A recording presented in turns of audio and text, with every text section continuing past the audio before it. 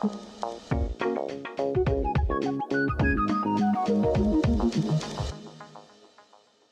what blockchain represents is an evolution from an internet of information to an internet of value. And you can imagine it basically as a vast global distributed network, like the internet, except one where any two people can move, store, and manage things that have real worth, right? Assets like money, financial assets, titles and deeds, content, even votes in an election, in a manner that's peer-to-peer. So you can see how that can begin to have an impact not just on financial services, but on every industry in the economy. Consumers will benefit from this technology in really profound ways, but even though it represents the second generation of the internet, they're not going to notice it quite as much as the first generation. By purchasing a song from an artist, you're engaging in a payment that ensures they get paid fairly. Maybe by moving money to overseas, it's running along a blockchain payment system. Maybe the next time you get into a ride-sharing program, like say Uber or Lyft, the smart contract that is executing that entire transaction is running on blockchain without an intermediary. So if you sit in the middle of a relationship between two parties, maybe it's in the middle of a transaction, and all you do is process the movement of value between those two people, then yes, I think you're going to be disrupted. And so there are questions about what this technology and others, frankly, will mean for the labor market.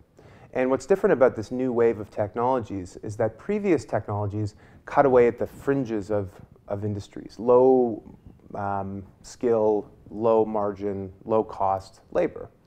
What this technology does is cut away at the center.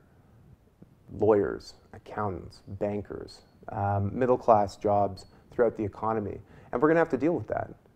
And I think it's important that we approach it with our eyes wide open.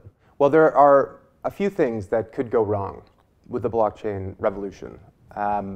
My view is that technology is not a panacea. It's not, a cure for whatever ails you, and it also doesn't have moral agency. It's not inherently good or bad. It can be used for good, and it can be used for bad. Well, everything's basically hot right now in the world of blockchain. Maybe a little too hot, to be honest. The total value of digital assets, everything from cryptocurrencies to tokens that represent value in new projects, is $115 billion. To put that into context, 6 weeks ago, it was $35 billion. So it's tripled in a month and a half. The new thing now, I guess, is ICOs, so-called initial coin offerings, which is a terrible term which doesn't accurately describe what these are. They're not coins. They're actually tokens that represent value in a new business or a new organization or a new network.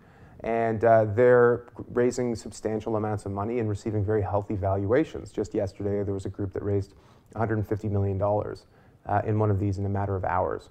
So it's hot.